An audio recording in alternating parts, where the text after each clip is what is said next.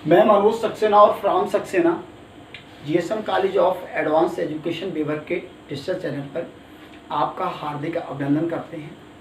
आज पुनः नए वीडियो के साथ में, जैसा कल मैंने आपको बताया था कि वेतन में क्या कटौतियां होती हैं, स्टैंडर्ड डिडक्शन बताया था, एम्प्लॉयमेंट एंड प्रोफेशनल टैक्स का डिडक्शन बताया था और साथ में एंटरटेनमेंट अलाउंस का डिडक्शन बताया था। लेकिन आज हम आपको अलाउंसेज बता रहे हैं। अलाउंसेज होते क्या हैं? इनको हिंदी में कहते हैं भत्ते। अगर आप बिना पढ़े लिखे आदमी से बात करें कि भैया भत्ता, तो वो भत्ता कौन सा बताएगा? वो भर्ता बताएगा आलू का, बैगन का। लेकिन इनकम टैक्स में ऐसा नहीं। जो इनकम टैक्स में भत्ता शब्द प्रयोग किया गया है उस भुगतान के लिए जो नियोक्ता द्वारा कर्मचारी को मूल वेतन के साथ में अतिरिक्त सुविधाओं के मौद्रिक भुगतान के रूप में दिए जाते हैं। यानी वो सुविधाएं मुहैया नहीं कराई जाती हैं।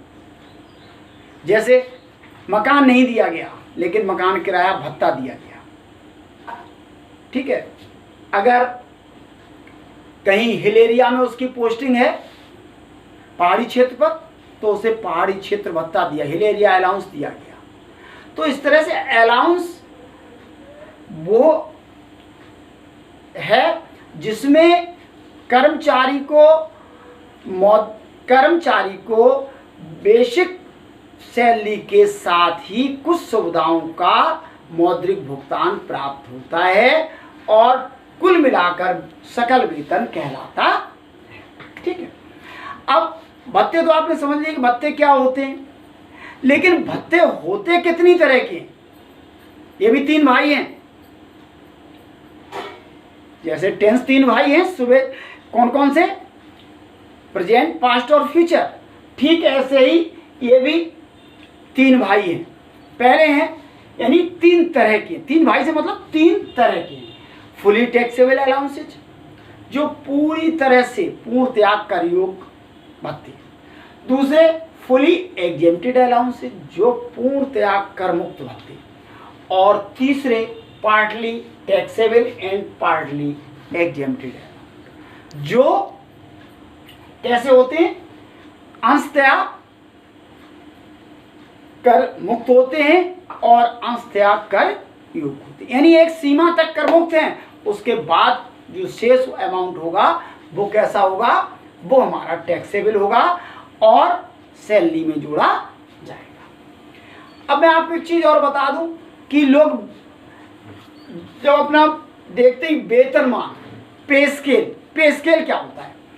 सपोज करो जब वैकेंसी निकलती है उसमें लिखा होता है 2400, 200, 4000, 300 और 5500, 5500। इसका मतलब क्या होता है? पहले तो मैं पे स्केल के बारे में आपको बता दूं। हिंदी में कहते हैं वेतनमान। तो यानी शुरुआत में आपकी सैलरी 2400 रुपये होगी, उसके बाद 200 रुपया पर ईयर आपका इंक्रीमेंट लगेगा। अब इंक्रीजमेंट लग जाएगा, वृद्धि हो जाएगी। उसके बाद 4000 रुपये जैसे ही पहुंचेंगे फिर 300 रुपया और लास्ट में 5500 रुपये तक। उसके बाद कोई वृद्धि नहीं होगी।